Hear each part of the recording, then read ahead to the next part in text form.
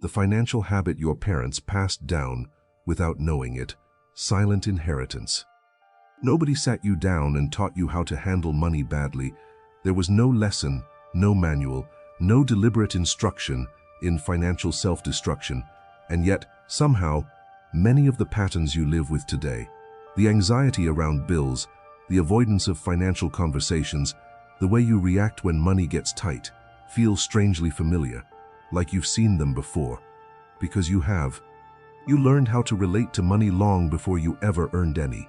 You learned it by watching, by listening to the tension at the dinner table when the month ran long, by hearing what your parents said and what they refused to say about debt, about saving, about what money means and what it doesn't. You absorbed a financial worldview before you had the vocabulary to question it.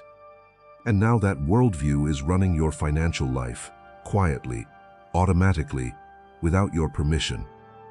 If you grew up in a home where money was always tight and the solution was always to cut, restrict, and survive, your brain learned that money is scarce, that spending is dangerous, and that the safest position is one of constant contraction. This can produce adults who are overly fearful of investment, who hoard cash without strategy, or who feel an almost physical discomfort at the idea of spending even when it is rational to do so. If you grew up in a home where money came and went without structure, where income was spent as it arrived, where debt was normalized, and financial stress was just the background noise of everyday life, your brain learned a different lesson. That money doesn't stay. That planning is futile. That you might as well enjoy it now because it won't be there later. Neither of these is a personal failing. Both are adaptations. Your brain, as a child, was doing exactly what it was built to do: observe the environment, identify patterns, and build a model of how the world works. The problem is that the model was built for a different context, a different household, a different set of financial conditions, and it was never updated. Maybe you know, intellectually, that you should have an emergency fund. You've heard it 100 times. You understand the reasoning, and yet something in you resists. It feels abstract, or unnecessary, or somehow presumptuous, like planning for safety is tempting fate. Maybe you know that the credit card is costing you money every month in interest. You're not confused about the math, and yet there is something that makes it very difficult to confront the balance directly, to make a plan, to deal with it. The avoidance feels almost involuntary. Maybe you earn significantly more than your parents did, and yet you find yourself in the same financial place they were, never quite stable, never quite ahead. The numbers changed. The pattern didn't. This is the signature of an inherited financial script. It operates below the level of rational decision-making. It is not about information. It is about identity, about a deep, largely unconscious belief about the kind of person you are in relation to money and the kind of life that is available to someone like you.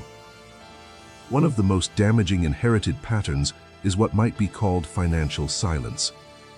In many families, money is not discussed, not in any meaningful way.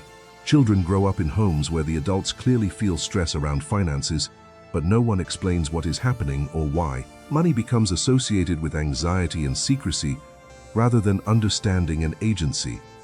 The children of these homes often reach adulthood with a visceral discomfort around financial conversations. They avoid talking to partners about money until the situation is critical. They don't ask questions at banks because it feels embarrassing. They don't look at their account balances because the act itself feels threatening. Not because they are irresponsible, but because money was always the thing that made the people they loved go quiet and tense. Financial silence is inherited as surely as any spoken belief, and it creates adults who are financially avoidant, not out of laziness, but out of an old, unexamined association between financial awareness and emotional danger.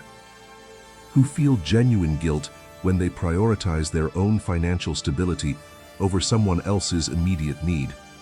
In other families, wealth is morally suspicious. Money is associated with greed, with exploitation, with people who don't share your values. Children raised in these environments sometimes develop a subtle, unconscious resistance to accumulating wealth, not because they don't want stability, but because somewhere deep in their belief system, having too much money feels like becoming someone they don't want to be. These belief systems are not logical. They were never meant to be. They were emotional and social constructs built in childhood, designed to help a young person make sense of the world they were born into. They served a purpose. The question is whether they are still serving you. They are addressed through sustained self-awareness, through deliberately choosing different behaviors over time, and sometimes through conversations with a partner, a therapist, or simply with yourself that surface what you actually believe about money and where those beliefs came from. But the first step is always recognition. You cannot change a pattern you have not identified. You cannot question a belief you don't know you hold. Most people are not passing on bad financial habits out of negligence or indifference. They are passing on the only financial reality they ever knew. The inheritance is rarely intentional. That doesn't make it less real, and it doesn't mean you are obligated to keep it. Not inherited, chosen.